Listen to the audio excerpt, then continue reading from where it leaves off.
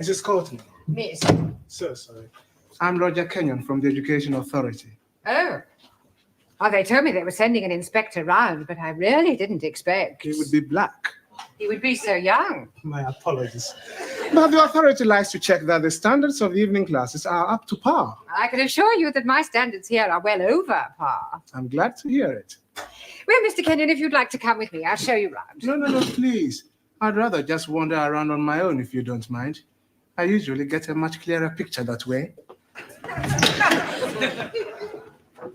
Excuse me, please. Ah, our new African. Pardon? Yeah, I've been expecting you. Me? Yes, I was told I'd have a new pupil. Look, it's nearly time for our tea break, so why don't you just go to the back for a minute and I'll take your particulars later. But please, Now, to be a good chap and don't argue, just go and sit there, all right? Yes, but...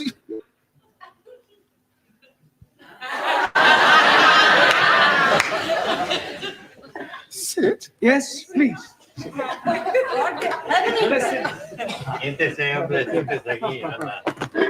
Okay.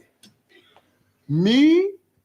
Sit? All the registers. So sorry. Right? Ah, that's quite all right. I expect you'll have a bit of difficulty finding your way round at first. Things will seem rather strange. Yes, very strange. Yes. Must be quite a change coming from one of the underdeveloped countries to our more advanced way of life. Oh, yes. Still, your people are doing remarkably well. Did you fly here? Fly? How do you mean, Buana? You fly in a big iron bird. Quite a change from riding an elephant. Unless you came by jumbo. Yes. English joke. Very funny. Well, perhaps you better sit down, right? There's an inspector from the local education authority coming round. Yeah, the bigger boss. Yes, I suppose you could say that, but from my experience, they're usually interfering old fogies.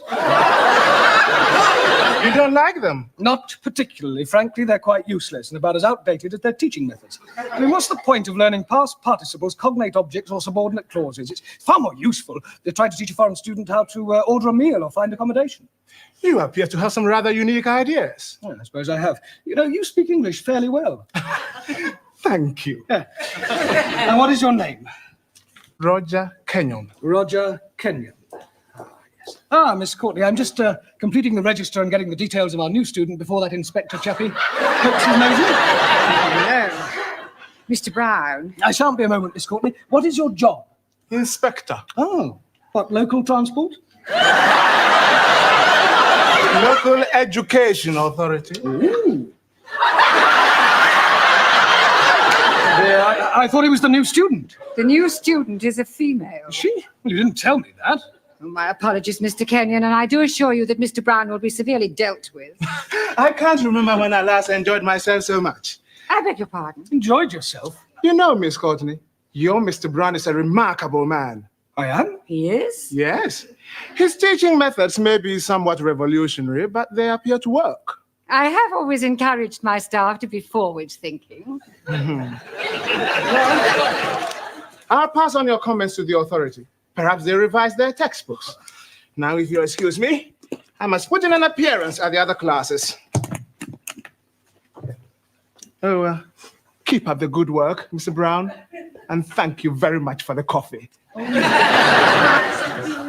Excuse me, I was looking for a... Ah, at last. A pity you didn't arrive half an hour earlier. Why? You might have saved me a great deal of embarrassment with a certain African gentleman. Oh, Yes, he was a school's inspector, but I mistook him for you. you thought the gentleman was me? Yeah.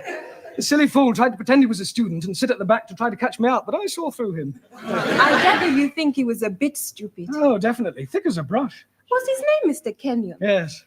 Do you know him? I should do. I've come to collect him. I am his wife. Oh, blimey, yes! You have dropped another clinker!